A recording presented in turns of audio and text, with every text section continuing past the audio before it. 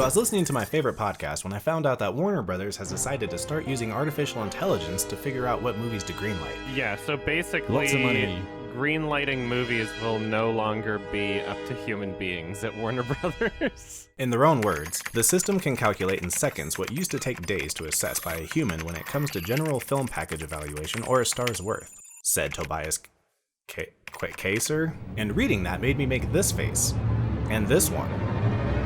But then I started thinking. The ever-wise Duncan Trussell was the first man to bring up the concept of computer simulation theory to my attention.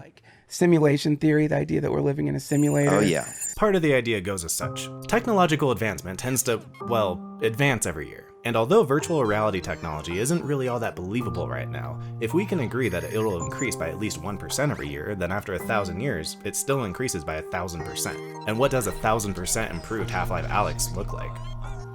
Jesus wept! Stop saying Jesus wept. Point being that if the human race survives, then we're basically destined to make it there. Well, that same line of thinking made me wonder, if AI technology is destined to get better and better, then is it inevitable that robots will eventually be making movies?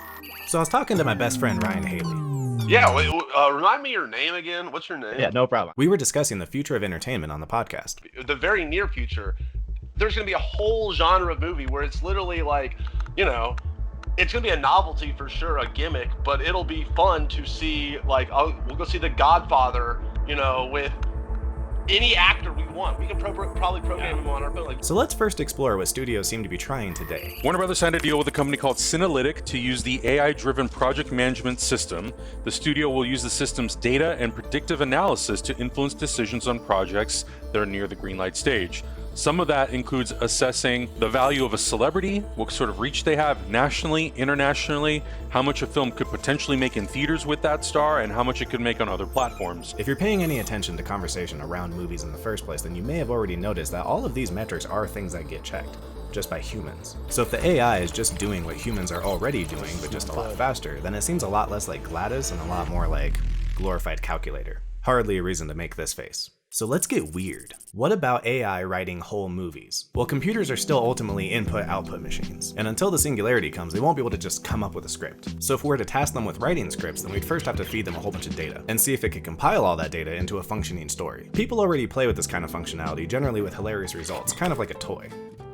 This apple cider is a granola bar, and it hurts to drink. But no matter how good a computer gets at quantifying the input we give it about humans, the question remains, are humans that quantifiable in the first place?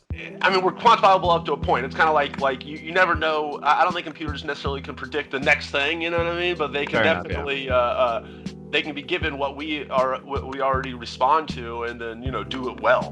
But I think the organic humans are the innovators. Certainly everyone's experience are so unique to themselves that you couldn't just coldly engineer a movie scene, for instance, to try to make you cry. Well, we may find out, like last time, that this kind of thing happens all the time. Again, it's just humans doing it.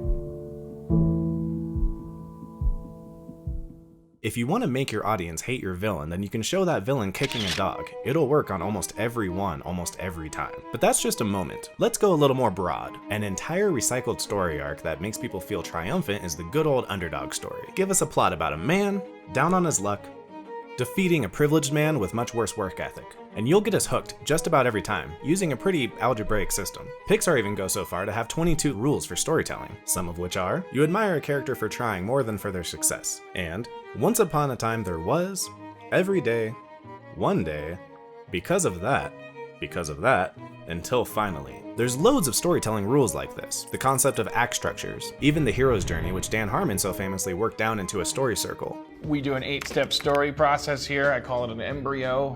You've got a character that you can identify with that has some kind of need, wish, incompletion, causes them to go across a threshold where the story changes direction. They go down a road of trials, searching for something. They find it, whether they like it or not. It kind of kicks their ass, and they come back to the world they started in, having changed. All of these rubrics build a really strong structure for making stories that get narrower and narrower, until theoretically, a robot could fill in the blanks, kind of like a Mad Libs. And it's not just movies being given the algebraic treatment. Someone like Katy Perry or Britney Spears is just as meticulously sculpted to become a pop icon as a Scarlett Johansson is. As of 2010, a hit song is 114.2 beats per minute, 3 minutes and 59 seconds long, moderately danceable, and in the key of C major. Just add some lyrics about love and or the club, and you've probably got yourself a hit. So what's to say that robots couldn't take this data and do the same thing that we do with it? It's one of the things that was on George Orwell's mind. In 1984, there was a concept called prolefeed. Prol meaning proletariat, a Roman word for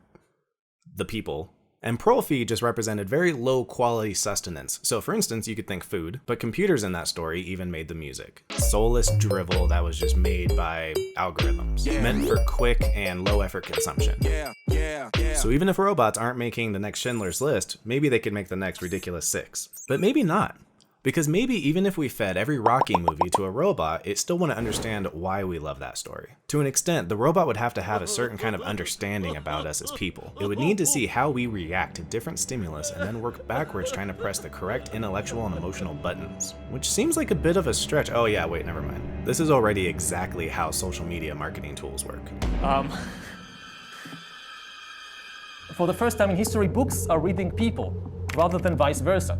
As you read a book on Kindle, Kindle is following you, and Kindle, which means Amazon, knows which pages you read slow, which pages you read fast, and on which page you stop reading the book. And based on that, Amazon have quite a good idea of what you like or dislike. Possibly the most macabre mainstream thing that's happening today is Disney owning the souls of their deceased actors. Which one of you decided to go and start bad-mouthing the Chinese government? They can't even rest in their graves without their likenesses being paraded around for blockbusters so that Disney can make a little bit more money. One could imagine a creepy future where an actor's likeness is in the fine print of this movie contract to then be deepfaked later. Yeah, I could see some, like exactly what you just said. Some young actor signs their image away when they're young, and next thing you know, they're a famous actor, but they never acted in the movies or got any of the money, but they just signed their image away. In theory, an artificial intelligence could write an entire CGI movie and cast it without anyone's input in the first place. And to my earlier point, it'd probably theoretically only work well with like action movies that are very low on dialogue. My ass is in fuego! But an even creepier thought would be, what if it did make masterpieces? If you fed the thing, you know, the 100 best works that legitimately make people cry, you know, and then it doesn't know why they make you cry. It just is like, oh, well, I'm going to replicate this, you know, and make it, you know, whatever, evolve it or whatever somehow. I don't know. What if the computer understood us so well that it hacked into our brains through our eyes and our ears? Our very understanding of what art even is could be redefined.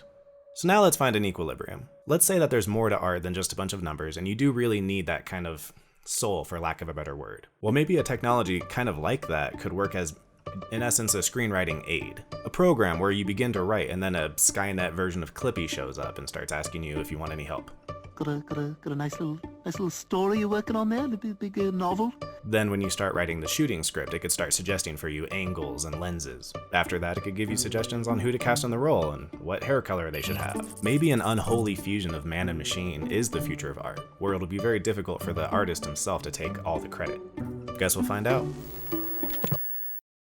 No, there's some good ones, but there's also, we're at such a point now where there's so many video essayists where I feel like the term has lost some of its meaning to me. Of course. Where it's like, 100%. It's become an oversaturated market. Incredibly oversaturated. Yeah, and there's some that aren't so good. Oh, yeah. And it's kind of, I think there's like cliches now. 100%. Or like, I don't know. There's sometimes I like read titles and I'm like, oh my god, like what is this? Yeah. Like the 80s VHS filter, a little bit of like lo-fi beats to study to in the background, and then you, the way you project your voice is like you're giving like a very calm lecture, and then you just say something that isn't really even that smart or insightful, but just because of the presentation, it's like it makes it. So people are like, ooh, this is intelligent video. I really want to parody that style so bad. Not naming names here, but yeah, there's a bunch of bullshit in that category.